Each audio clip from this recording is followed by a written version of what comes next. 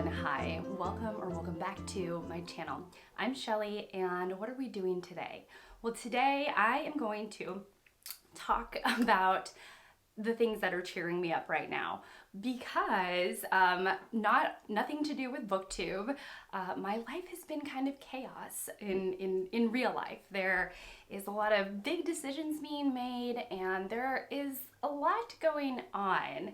And so this is what I wanted to do. I wanted to put my head in the right space and to focus on some of the things that have been bringing me a lot of joy right now. And I'm going to do that while I put on some makeup because that's one of my favorite things to do. So I'm going to start off this list with the person who inspired this whole series of what's cheering me up right now, and that is Louise Poston. Louise Poston is a YouTube creator here on the platform. She does makeup content, a lot of balanced makeup content, in that she's not encouraging everyone to go out and spend and buy, but really kind of to stay grounded in our spending habits while we still have a fierce passion for beautiful things, essentially. And since I'm starting off using her video concept, I also thought I would start off with the other things that she's inspired me with over the last couple of days. First of all are these pajamas. Louise Poston talked about these print fresh pajamas. They are an all cotton pajama company. They're a pajama company that creates all cotton pajamas, so they're very breathable and comfortable, and they are done in these amazing prints. Louise Poston is also a writer and a poet, and she just had a few poems published about the author Lydia Davis, who is a translator. And I actually have some Lydia Davis essays here. And so Hannah created some gorgeous poetry about Lydia Davis, and that was recently published, and I was really excited about that. Hannah also has done a whole video in which she speaks only in iambic pentameter.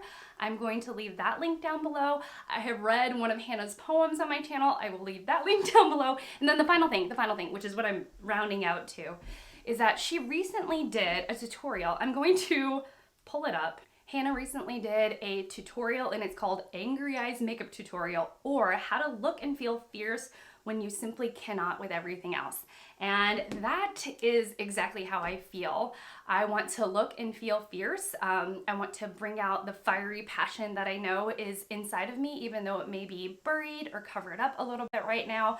And I want to manifest that somehow on the outside of my body. And so I'm going to put on some dark, smoky, grungy, smudgy kind of makeup today.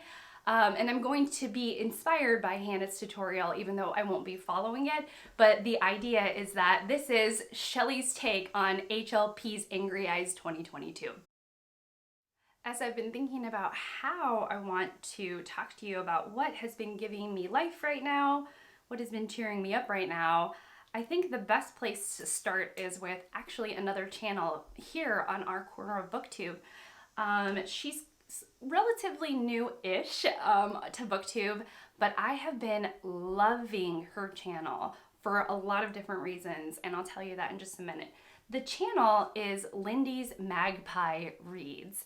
Lindy is a Canadian. She is almost what I would consider a naturalist in that she has this stunning, gorgeous, incredible garden that she tends to show in her videos. She does a lot of her videos outside. She is very consistent with Friday Reads and gives very succinct yet thoughtful reviews on everything she's read. She reads widely, and she has been inspiring me to start some natural dyes. If you don't follow Lindy, I will leave her channel linked down below. She is just a breath of fresh air. I really enjoy spending time on her channel. And going back to natural dyes, Lindy, she does workshops. She's a Canadian, and she puts on local workshops about natural dyeing and the natural dyeing process. And so I was really inspired by that, and I wanted to use what I have in my garden and see if I can extract some natural color out. So I used some rose petals and some other flowers, and I used a process in which I steeped them in hot water to extract some of the color. And the whole point was that I had ran out of bookmarks recently. Who knows where they went? I think actually what happens is that my kids get their hands on them and they end up just going missing. They are gone. So I was out of bookmarks and I was like, well, I want some bookmarks and I don't mind making them, but why not try some natural dyes? Why not trying to naturally dye some paper, some pinkish hues, in order to make these bookmarks, and then that way it's something that I made and something that I've worked on, and it's a process that I'm learning. And though the project, well, first of all, the project took like 5 days. The project of naturally dyeing paper took, a total of 5 days, and it didn't turn out great. But I did learn a lot, and what I loved about it was that I was able to look around my yard and my space and see color in a new way. I all of a sudden was like, wow, that red is so beautiful, and I wonder if I could use it for something else. And being able to kind of switch your lens a little bit on your space that you occupy every single day was a really cool thing. I really enjoyed that, and it helped me feel grounded, and it helped me feel grateful for the color that occupies our world, and most especially occupies our space. Let me actually go get those bookmarks. So here are some of the bookmarks. This bookmark I was able to extract the most color onto, but I didn't use the process that I used for all of the other bookmarks.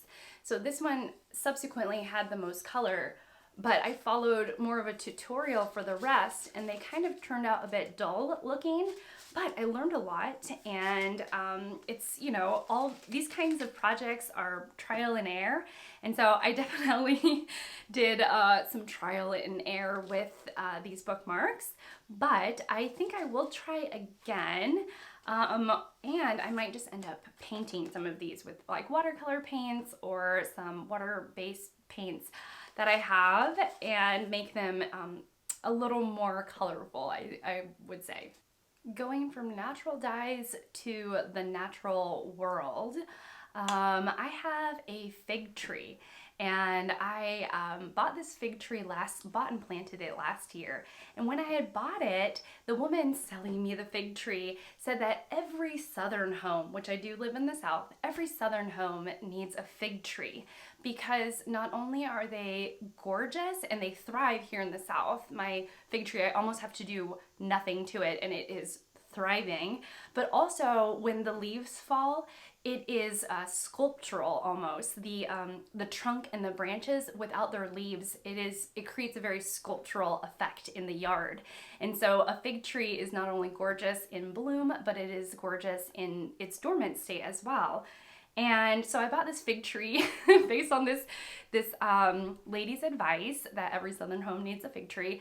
And last year, I think I got one ripe fig.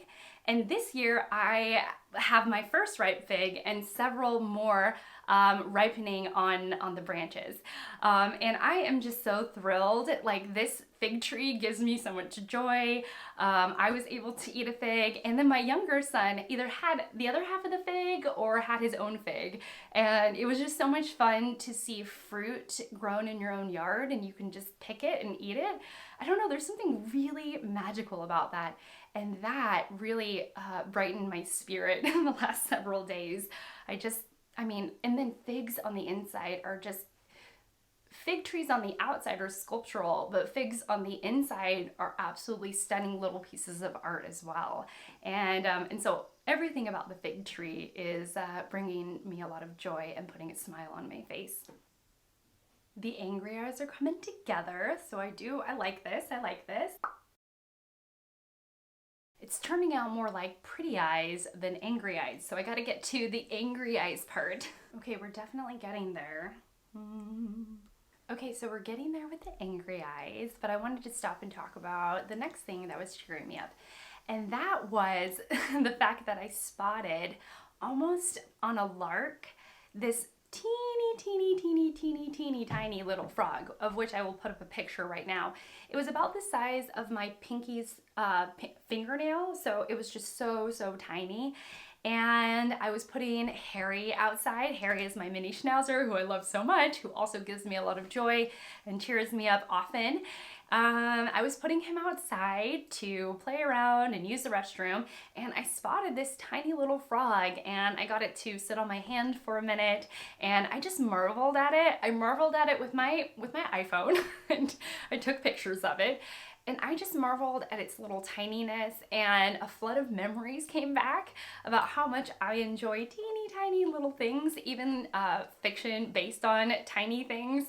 So I loved the story of Thumbelina when I was growing up, and I read not too long ago The Borrowers by Mary Norton, which is about tiny people, a fictional story about teeny tiny little people.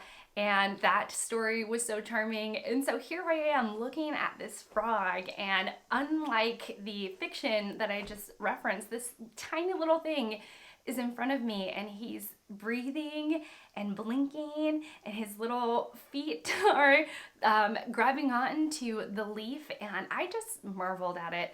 I just took a moment and sat with it and marveled at the tiny, spectacular things our earth brings us. And that was just splendid. Angry Eyes is not about a perfect makeup look, but rather about the message that you're sending to yourself and the world. So I'm not gonna try and worry too much about the rest of my face. Really quickly, a bookish thing that is cheering me up. It's like bookish, kind of. It's a reading thing, and that is Harry Potter fan fiction. I'm just having so much with Harry Potter fan fiction in a whole bunch of iterations, including new people, new writers to fan fiction. I don't know, there's just something about Harry Potter fan fiction that is endearing and adorable and fun and lovely. And y'all know that I am reading All the Young Dudes by Miss King Bean 89 for Garb August, which I am a host of. And I just didn't realize how much fun I would have being back in the world of Hogwarts, being back in the world of this magic. And I don't know, it's just familiar and cozy and downright fun, okay? Like it's just fun. Weirdly, I have no desire to reread or listen to the Harry Potter books, but the fan fiction, I don't know if this is gonna be the end between me and Harry Potter fan fiction, even after Garb August. Who am I saying that? I guess we're learning new things about ourselves all of the time. Two more things cheering me up right now, one of which was something that I made to eat. So we have in my family this old family recipe. It's my grandmother's recipe for gyoza or pot stickers. I will put up a picture if you don't know what pot stickers look like, but essentially they are wrapped like, what are they? What are pot stickers? There are essentially little dumplings that you wrap individually and have a pork, cabbage stuffing in them, and then you fry them up and steam them and eat them steamed. They're like they're nuggets of joy, basically. They're nuggets of tastiness. And I know how to make them. I've made them for years, I feel like my entire life. And I had the opportunity to make them a few days ago, and I had my husband help me, Ted, or Tedwell here on this channel, because sometimes he reminds me of Thomas Cromwell. And I showed him how to wrap pot stickers, which is the most labor intensive part of making pot stickers. Wrapping them is a whole job and can take a few hours depending on your speed and how well you wrap. And so I was able to teach my husband Ted how to wrap pot stickers, and that was really cool because we were doing it side by side. And I think that he had a better technique than me. Once I showed him, he was able to riff on my technique and I think his turned out better. So I think I learned something from him as well as him learning something from me. And of course it rendered a delicious meal, and it was just a lot of fun and a great memory in order to think about my grandmother and to share that moment with my husband. And then the final thing I want to talk about are my friends and family. So as, this is more of a general thing, but as word has gotten around that me and my family are going through difficult times, the outpouring of support and kindness that has come towards me and my family have been remarkable. It's been one of the most incredible experiences to feel connected with others when sometimes the feelings that one is experiencing is isolation and loneliness. But to constantly be reminded that people care and that they are checking up on you. Anyhow, I don't want to get too sappy or anything, but the outpouring of love and support that I've gotten from so many people in my personal life has just been incredible. Mom? Interruptions are a good cue that I need to go, so I'm going to go. But thank you so much for hanging out with me.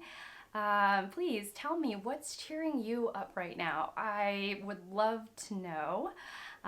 Bookish things, non-bookish things, anything that's on your mind and anything that's giving you joy. I will try my best to link everything and everyone I mentioned down below. And yeah, that's it. So again, thank you so much for spending this time with me. I really appreciate it, and I will see you all in my next one. Bye guys.